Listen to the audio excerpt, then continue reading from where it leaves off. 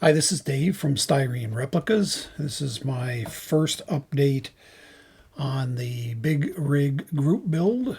I'm building the Diamond Reo AMT 125th scale kit. Today is Thursday, April 8th, and here's where I've gotten to thus far. The chassis frame is pretty much all built. All of the Not all of the pieces are attached just yet, but the bulk of it is ready. Some of it was a little fiddly here in the steering.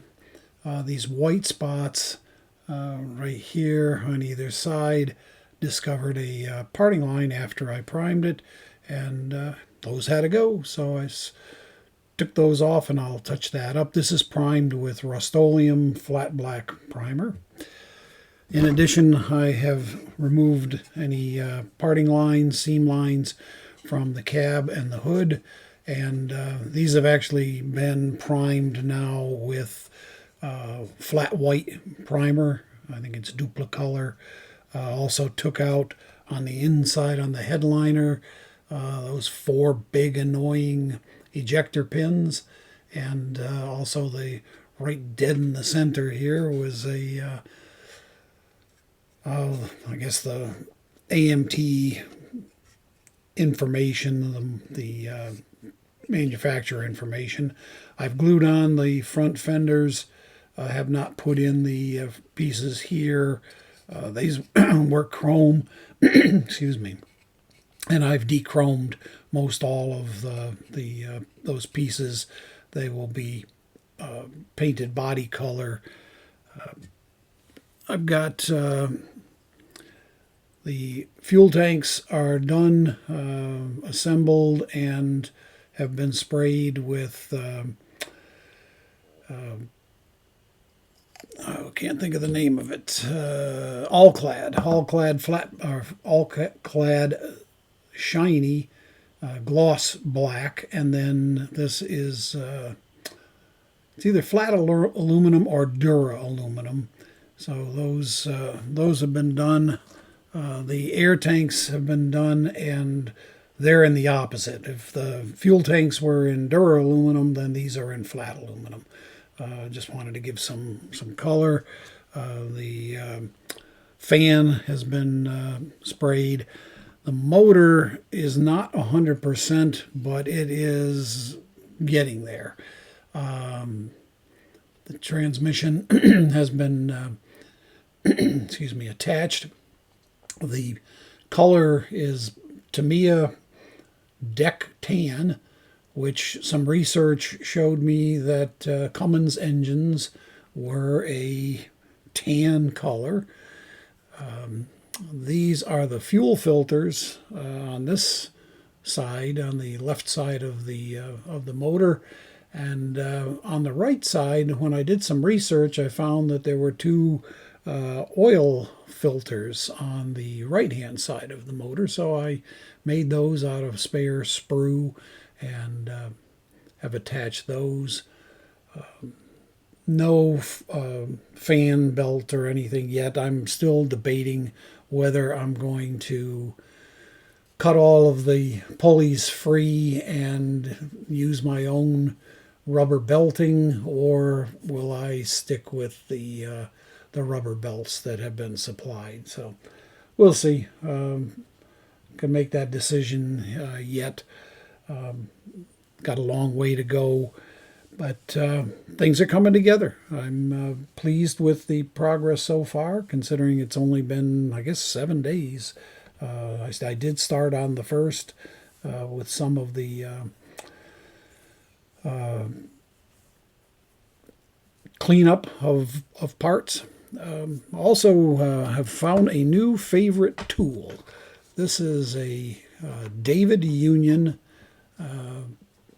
sander, and comes with different removable interchangeable heads. This is a narrow rectangle.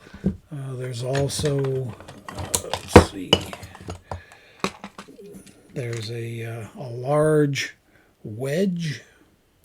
a blunt triangle, blunt nose here on the front. There's a very sharp triangle. There's a large flat surface, a small flat square, another triangle, very pointed, and there's a couple of other burr type devices, attachments.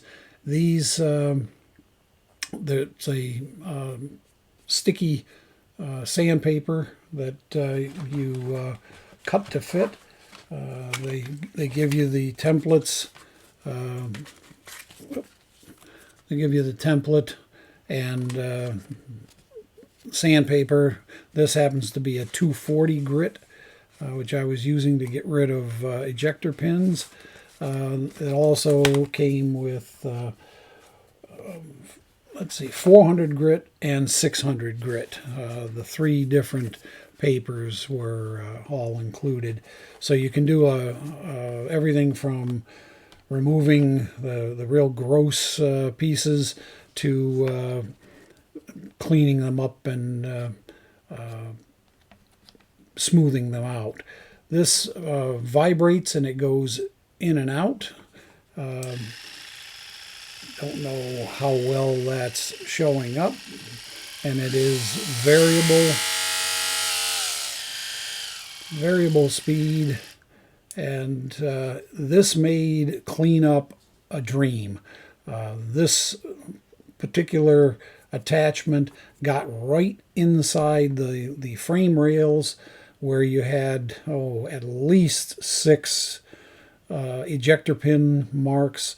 Fortunately, they were all raised marks, and this was able to fit right in between the rails. And what normally took me, I would guess 15-20 minutes per rail to clean up, with the traditional X-Acto blade, a number 11 flat blades like this one, small curved blades, larger curved blades.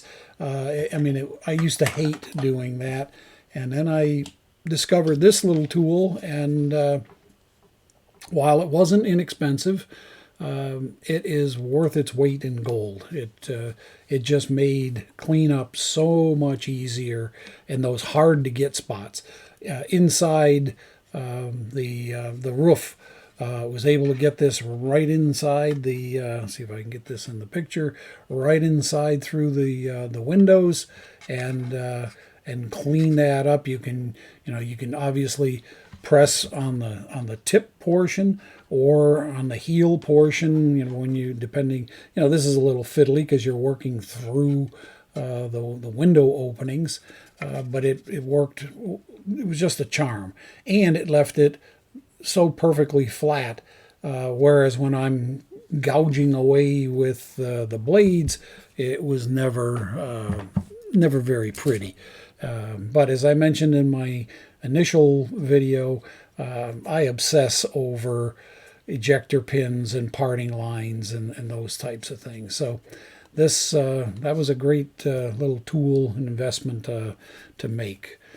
So I will try to give another update hopefully next week, see where we get to. I'm actually getting somewhat close to putting some color on the cab and the hood. Picked out a color at this point. It's going to be sea glass from Deco Art. So this will be a craft paint finish, which I've done numerous times before, and it comes out just wonderfully. I mix it with either washer fluid or in some cases with Future, and it goes down smoothly. You have to thin it down through an airbrush, goes right down, and then you can gloss it with either a semi-gloss or high gloss, whatever you'd like to do. But this is, I don't know, $1.39 at Hobby Lobby. Whereas these All-Clads, this is the dull aluminum. It's probably $6 for this little bottle, and they go a long ways. You know, the little tiny Tamiyas are about $4 for this little 1/3 of an ounce. Same thing for Vallejo.